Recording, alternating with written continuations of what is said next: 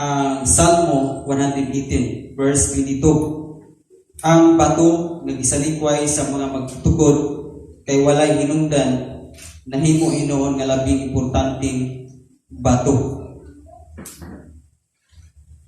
Ug ako ni siyang iuluhan o ang pinaka-importante sa mga magtutukod. So, ang bato nga akong isgutan karon igsoon mao si Kristo. Walay lain nga pagtapiko nato karon nga importante nato nga mga magtutukod si Kristo. Kay kung isalikway nato ni matod pa dinhi sa mga bersikulo, ang bato nga isalikway sa mga magtutukod, kita magtutukod man ta, kung isalikway daw nato kay walay hinungdan, dili daw may tabo nga miyon tag walay hinungdan si Kristo. Apan dunay mga tao nga di gyud mudawat ni Kristo. Ang mga tao nga sangyawan nimo nga di gyud mudawat ni Kristo, sama ra nag niingon sila kana si Kristo wala hinungdan. Ngano man kay ang magsalikway diri matud pa daw sama gyud sila walay hinungdan. Apan iyon sa ubos nahimo hinuon nga labing importanteng bato. Now atong tapikon kung anong importante maning batuha. Muni ato ang kuagulagway karon. Nganong importante maning batuha? Una, importante ning batuha kay mauni ang bato nga maghatag nato kadaugan. Bato sa kadaugan, number 1 na punto. Bato sa kadaugan. Kaya nung ba mo ni David nga nag-away sa Goliath? Gigamitan rin David o pinakagamay nga bato. Ibala sa iyang sling, lampuyog. Then, patay ang dako kayong Goliath sa gamay kayong bato. So, nag-speak di ang bato, dapat kitang mga magtutukod, kitang mga Kristohanon, dili ta magsalikway ni Kristo, kay siya di ay maghatag na itong kadaugan. Bisan pa og dako, og giant ang ato mga sagubangon sa kinabuhi. Kabalo ko nga matagusan nato mo sagubang tag giant. Si Pastor Omar bago lang nagkasagubang og giant. No? Hapit ko tumba sa giant. Apan sa dihang niduol ko sa pulong sa Ginoo, nag-encourage na ako ang pulong sa Dios nga madaugon ka kay naa kay bato, naa kay Kristo. Si Kristo daya maghatag nato kadaugan. Naman kay balatian. Panahon moagi tag balatian. Apan inyong luminig soon, naa kay Kristo. Si Kristo ang naghatag nato og kadaugan.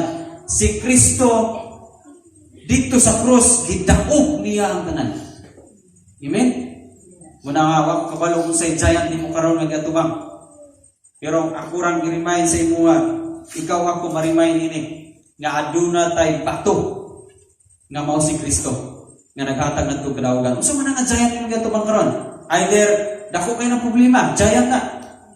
Or either a relasyon ba nga medyo complicated nga relasyon. So gaako ba ang kaanak karon? Or problema ba sa pamilya? Or kagulanan ba? Mga kasubo ba nga sige gyud nga garimayn sa imo kada adlaw? Mga kasubanan. O mga kaluyahon, mga kakapoy nga sige mag-remind nato kada adlaw para inumnumini. Do na kay bato. Ikaw ako. Ihatagan tayo pwede ni Jesus o kadaugan. Ibutang sa imong una-una nga may kadaugan ta sige. Dili ta magpapildi-pildi. Amen? Ayaw pagpapildi-pildi kay wa man daw ta nagsalikway aning batuha, so kang ang wala mo salikway sa mga bato, mo ni ang pinaka-importante na to. Tanang tao nagkuyo ni kalimutan na o maka dawat ta ining batuha. Sigurado kung magbadaugon yun. Magbadaugon yun ta sige. Karapang kinabuhi kitang dili daling madispuray kadaugan. Sige na kadaugan. Kinabuhi kitang dili gyud mo biya sa Ginoo bisag unsay haranon sa kinabuhi. Oh, si Kristo ang hatag nato ang kadaugan. Ikaduha, ang bato kaingon ka ug ang bato walay sulod ang bato. Kisay nagtuon diya nga ang bato puro lang ginabato sa sulod. ang bato dunay sulod. Dili tanang bato walay sulod. And mostly ang sulod sa bato tubig. Karon batali no? Kaya asa man gikuha nato ang mga tubod? Sagad nagkuha ta og tubig naa sa bato. Wala ko kanong dumaning tubod diri sa Santiago pero I think murag nagikan ko dito bukid ilalom sa bato ginakuha. O hinumduman nato nga sa dihang si Moises giingnan sa Ginoo sultiin ang bato sa dihang giuhaw ang mga tao. Apan si Moises gibunalan niya, pagbunal niya nibuhagay ang bato. Wat pasabot na ay sulod ang bato. Naaday sa tubig. Sa to pa ikaduha na tong punto igsoon nganong dili ta magsalikway aning batuha nga si Kristo kay siya ang maghatag nato katagbawan. Number 1, maghatag og kadaugan. Ang number 2, maghatag og katagbawan. Ano naman? Kinsa may nakatagbaw sa mga Israelita sa dihang niagas ang tubig sa bato. Natagbaw sila sa pag-inom. Nasatisfy sila diha sa dihang nakainom sila. Abi natong bato-bato na ni may sulod ang bato. Mato pa ni Jesus in John chapter 4 verse 13 to 14. Ang muinom ining tubiga pag-auhaw ang pag-usap. Apan ang muinom sa tubig nga akong ihatag dili na gayud pag-auhaw ang pag-usap. Unsa may buot pasabot ni Jesus? Kadto day makainom niya, kadto day makainom sa iyang pulong, adunay satisfaction, adunay katagbawan. Usay atong masabtas katagbawan kanang ug matagbaw ta wala na ilaming ikaon. Di ba ug matagbaw ta? O tagbaw na ko di na ko nalato na ko ana. Dili na mo ibot pasabot ni Jesus na kung makainom ka niya malato ka. Dili ang katagbawan nga gibinso ni Jesus kada bang duna kay pagkuntinto. Nasatisfy ka bisag wala ta kaayoy material nga mga butang apan satisfy kayo ta. Bisan ang uban nakita nato mga dato kayo sila apan nakita nimo sila mga naong walay satisfaction. Ba't kita dili ta mga dato?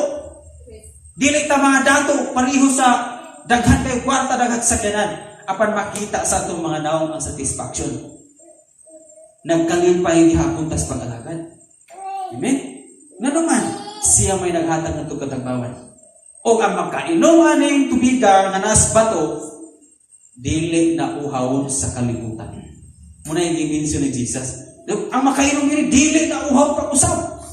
Buot pasabot, dili na ta mahitabong mamalik pas kalibutan.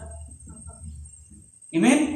Kung unsa may atong nagian nga mga bisyo kahilayan, once nga wa man nimo gisalikway si Jesus, siya ang living stone, buhing nga bato nga adunay tubig, nakainom ta siyang pulong, buhing tubig nan. Walay rasyon nga mobalik ta. Ngano man satisfy na ta.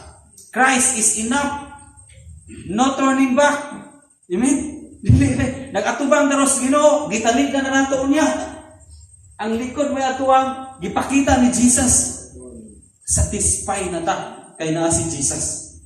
Amen. Muna nga walay lain nga makasatisfy nimo. Panahon ganing uwawon ka kung naagsulan ng istorya ng Pastor John ganina while ka panday ni sa uno Pastor John nga sakto to imong giunrin nga ang panahon sa uhawon ka nya soft drinks ang imuhang imnon panahon nga uhawon ka ikaw man imong inom soft drinks uhaw ra gyapon mangita gyud ka tubig tinuod kay ang tubig ra may makasatisfy bisan pag mag-inom ka tungas litro nga soft drinks humana murag ugar man gyapon imong tunlan kay dili tinuod nga makasatisfy. Ang tubig nga walay sagol pure mo'y makasatisfy nato sa atong kauhaw. Amen? Ikatulo, dunay usa ka hari tapos ta mo ning usa ka istorya sa usa ka hari. Usa ka hari gibutangan niya bato ang kalsada. Kunya gipanin-an niya ang mga tawo nga moagi. o kinsay makapadaplin sa bato. Kay kadtong tao nga makapadaplin sa bato nga nas tunga sa karsada, tagaan niya dakong ganti. Tagaan niya dakong ganti. So naay ni agi nga dato. Oh, nga motor, nga scooter ang dato. Pagtanaw niya sa bato tunga sa karsada, nara may kaagyan diris duha ka kilid, agi sa diris kilid. Kung ni pagulbol sa sunahan yun siya, yun sa mga klasihag hari. Wa man nakapabuldos, wa man nakapadapli din bato. Nga hari man ta siya, pwede man ta niya manduan, nga ipabako na, ipadapli ng bato. So wala, isayluan niya. Doon na po ni agi, nga dili kayo dato, dili po kayo pobre. Ni agi, gitanaw ang bato, yang gi-aksog tulod-tulod ang bato. Dili niya makaya o tulod, kay medyo dako ang bato. Doon ay katulong, nga nagdala ang mga utanon. Karumata ba? Kakarumata siya. Karong gani man kagi ang yang karumata. Sa isig ka agianan, di ba? Sa ang bato na masunga.